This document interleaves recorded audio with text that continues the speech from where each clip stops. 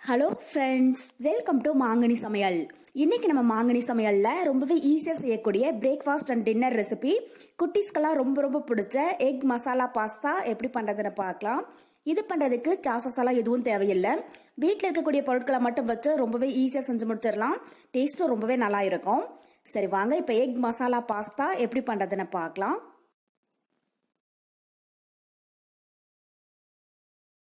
Egg masala pasta பண்றதுக்கு 200 gram அளவுக்கு pasta எடுத்து வச்சிருக்கேன். இது வந்து 2 கப் அளவு இருக்கு. ஸோ இந்த பாஸ்தா பண்றதுக்கு நம்ம எந்த வகையான பாஸ்தா வேணாலும் பயன்படுத்திக்கலாம். டேஸ்ட் வந்து ரொம்பவே நல்லா இருக்கும். ஃபர்ஸ்ட் நம்ம பாஸ்தாவை ஒரு 7 இருந்து 8 நிமிஷம் நல்லா வேக வச்சிடலாம். அதுக்கு ஒரு கடாயில தேவையான அளவு தண்ணி சேர்த்து சூடுபடுத்திடுங்க. தண்ணி நல்லா சூடானதுக்கு அப்புறமா இது கூட 2 டேபிள் ஸ்பூன் அளவுக்கு எண்ணெய் சேர்த்துடலாம். நம்ம எண்ணெய் சேர்க்கிற போது தான் பாஸ்தா வந்து ஒன்னோட ஒன்று ஒட்டாம நல்லா உதிரியா வெந்து வரும். இப்ப இது கூடவே நம்ம எடுத்து வச்சுக்கிற பாஸ்தாவையும் உள்ள சேர்த்துடலாம்.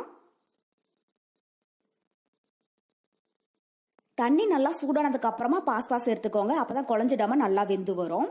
இப்ப இது கூட கொஞ்சமா உப்பு சேர்த்துட்டு ஒரு டைம் லைட்டா கலந்து விட்டுறலாம். மீடியம் ஹீட்ல ஒரு 8 நிமிஷம் இருக்கட்டும். பாஸ்தா நல்லா சாஃப்டா வெந்ததுக்கு அப்புறமா எப்படி இருக்குன்னு பார்க்கலாம். அதிக நேரம் வேக விட்டுறாதீங்க, குழஞ்சி போயிடும். கரெக்டா 7 இருந்து 8 நிமிஷம் போல இருந்துச்சுனாலே போதும். பாஸ்தா வந்து நல்லா சாஃப்டா வெந்து வந்துடும். இது இப்ப 8 நிமிஷம் இருக்கட்டும்.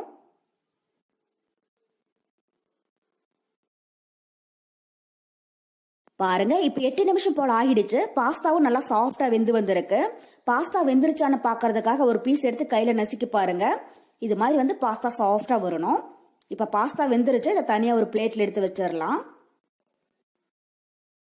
கொஞ்சம் கூட தண்ணி இல்லாம வடிச்சிட்டு இது மாதிரி ஒரு அகலமான பிளேட்ல ஆற வச்சிடுங்க. அப்பதான் பாஸ்தா வந்து ஒன்னோட ஒன்று ஒட்டாம நல்லா உதிரியா இருக்கும்.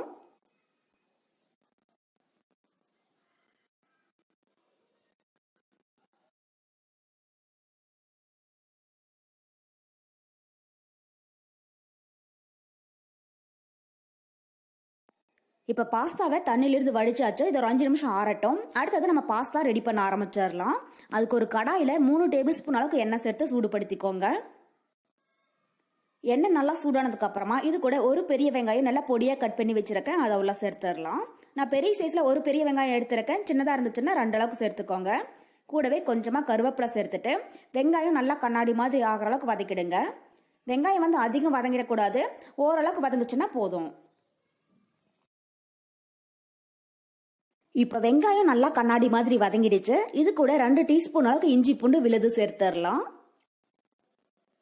சேர்த்துட்டு இஞ்சி பூண்டுடைய பச்சை வாசனை போகிற அளவுக்கு நல்லா வதக்கிடுங்க. நம்ம இஞ்சி பூண்டை இது மாதிரி விழுதாவும் சேர்க்கலாம், இல்லைன்னா குட்டி குட்டியா கட் பண்ணியும் சேர்த்துக்கலாம். டேஸ்ட் வந்து ரொம்பவே நல்லா இருக்கும். பாருங்க, இப்ப இஞ்சி பூண்டுடைய பச்சை வாசனை போக நல்லா வதங்கிடுச்சு. இது கூட மீடியம் சைஸ்ல 3 தக்காளியை நல்லா அரைச்சி எடுத்து வச்சிருக்கேன். அதெல்லாம் சேர்த்துடலாம். தக்காளி விழுது பாத்தீங்கன்னா நமக்கு கரெக்டா 3/4 கப் அளவுக்கு இருக்கு. ஸோ அதுக்கு தகுந்த மாதிரி நீங்க தக்காளி சேர்த்து அரைச்சிக்கோங்க. இப்ப தக்காளி விழுது உள்ள சேர்த்துட்டு அதனுடைய பச்சை வாசனை போகிற அளவுக்கு நல்லா வதக்கிடலாம். பாருங்க, இப்ப வெங்காயம் தக்காளி நல்லா வதங்கி எண்ணெய் பிரிஞ்சு வர ஆரம்பிச்சிடுச்சு. இந்த அளவுக்கு நல்லா வதங்கினதுக்கு அப்புறமா இது கூட மசாலா பொருட்கள் சேர்த்துடலாம். 1/4 டீஸ்பூன் மஞ்சள் தூள், கூடவே காரத்துக்கு 2 டீஸ்பூன் மிளகாய் தூள். நான் 2 டீஸ்பூன் அளவுக்கு மிளகாய் தூள் சேர்க்கிறேன். உங்களுக்கு எந்த அளவுக்கு காரம் தேவைப்படுதோ அதுக்கு தகுந்த மாதிரி கூட்டவோ குறைக்கவோ சேர்த்துக்கோங்க. கூடவே 1 டீஸ்பூன் அளவுக்கு சிக்கன் மசாலா. நான் வீட்டில் அரைச்ச சிக்கன் மசாலா தான் பயன்படுத்தி இருக்கேன். கடையில் வாங்கின சிக்கன் மசாலாவா இருந்தாலும் சேர்த்துக்கோங்க. டேஸ்ட் வந்து ரொம்பவே நல்லா இருக்கும். இப்போ இது கூடவே ஒரு 1/2 டீஸ்பூன் அளவுக்கு மிளகுத்தூள், அப்புறம் இதுக்கு தேவையான அளவு உப்பு, இதெல்லாம் சேர்த்துட்டு திரும்பவும் ஒரு 2 நிமிஷம் போல மசாலாவுடைய பச்சை வாசனை போகிற அளவுக்கு நல்லா வதக்கிடுங்க. ஸோ நீங்க ஒவ்வொரு பொருள் சேர்க்கிற போதும் நல்லா வதங்கி எண்ணெய் பிரிஞ்சு வந்துடணும். அப்பதான் பாஸ்தாவுடைய டேஸ்ட் வந்து ரொம்பவே நல்லா இருக்கும். வெங்காயம் தக்காளி மசாலா பொருட்கள் இது எல்லாமே நல்லா வதங்கி எண்ணெய் பிரிஞ்சு வர ஆரம்பிச்சிடுச்சு. இப்போ இந்த மசாலாவை அப்படியே ஓரமா ஒதுக்கி விட்டுட்டு இது கூட 3 முட்டை உடைச்சி எடுத்து வச்சிருக்கேன். அதை உள்ள சேர்த்துடலாம். நான் பெரிய சைஸ்ல 3 முட்டை எடுத்திருக்கேன். சின்னதா இருந்துச்சுன்னா 4 அளவுக்கு சேர்த்துக்கோங்க. அப்பதான் 200 கிராம் பாஸ்தாவுக்கு அளவு வந்து சரியா இருக்கும். இப்போ முட்டை உள்ள சேர்த்துட்டு ஸ்டவ் மீடியம் ஹீட்ல வச்சு ஒரு 2 நிமிஷத்துக்கு இதை நல்லா கலந்து விட்டுறலாம். நீங்க இது மாதிரி முட்டை சேர்த்து செய்யறதா இருந்தாலும் செய்யலாம், இல்லைன்னா வெஜிடபிள் கூட சேர்த்துக்கலாம். ஏற்கனவே நம்ம சேனல்ல வெஜ் பாஸ்தாவும் போஸ்ட் பண்ணிருக்கேன். அதனுடைய ரெசிபி லிங்க் வந்து கீழே டிஸ்கிரிப்ஷன் பாக்ஸ்ல கொடுக்குறேன். தேவைப்பட்டா எப்படி பண்றதுன்னு செக் பண்ணி பார்த்துக்கோங்க.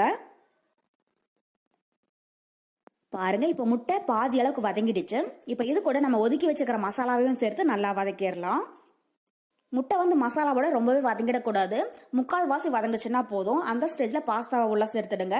அப்பதான் மசாலா பொருட்கள், முட்டை இது எல்லாமே பாஸ்தாக்குள்ள இறங்கி பாஸ்தா சாப்பிடும் போது டேஸ்ட் ரொம்பவே நல்லா இருக்கும். பாருங்க, இந்த அளவுக்கு கொஞ்சம் கிரேவியா இருக்கிற மாதிரி பாத்துக்கோங்க. இப்ப இது கூட நம்ம எடுத்து வச்சுக்கிற பாஸ்தாவை உள்ள சேர்த்துடலாம்.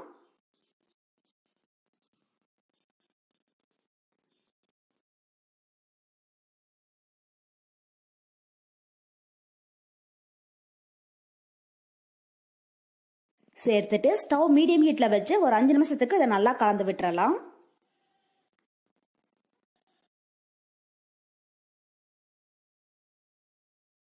பாருங்க, இப்ப நல்லா கலந்தாச்சு. மசாலா பொருட்கள், முட்டை இது எல்லாமே பாஸ்தாவோட நல்லா சேர்ந்து வந்துருச்சு.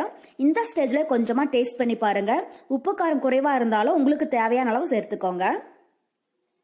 இப்ப கடைசியா வாசனைக்காக பொடி பொடியா கட் பண்ண கொஞ்சம் மல்லி இலை தூவி விட்டுட்டு ஒரு டைம் லைட்டா கலந்து விட்டுறலாம்.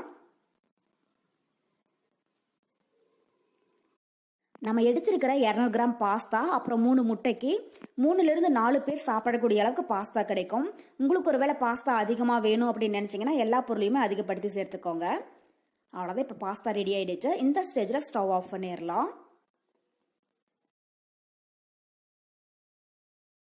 அவ்வளோதான், நமக்கு இப்போ ரொம்ப ரொம்ப டேஸ்டியான எக் மசாலா பாஸ்தா ரொம்பவே சூப்பராக தயாராகிடுச்சு. கண்டிப்பாக நீங்களும் இதே மெத்தடில் செஞ்சு பார்த்துட்டு எப்படி இருக்குன்னு கமெண்ட் பாக்ஸில் சொல்லுங்க. என்னோட இந்த ரெசிபி வீடியோ உங்களுக்கு பிடிச்சிருந்தா மாங்கனி சமையலுக்கு சப்ஸ்கிரைப் பண்ணுங்க. நன்றி.